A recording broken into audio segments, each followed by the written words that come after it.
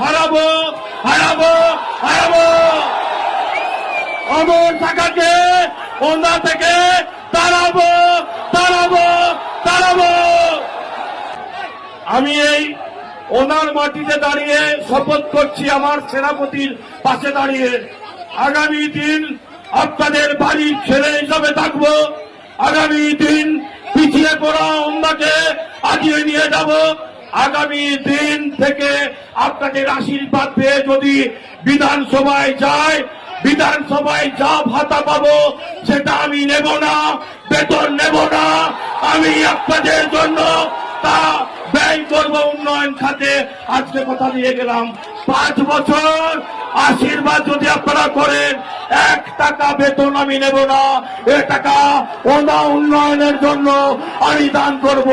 আজ আমি ঘোষণা করে দিয়ে গেলাম। আমি পরে বলবো, সকলকে বড় জোরে অনুরোধ করব, একটিবার সুযোগ দিন, ভিক্ষা নয়, চাইছি ঋণ।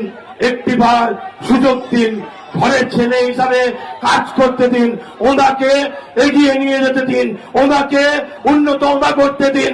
আগামী দিন ওনার জয় হবে।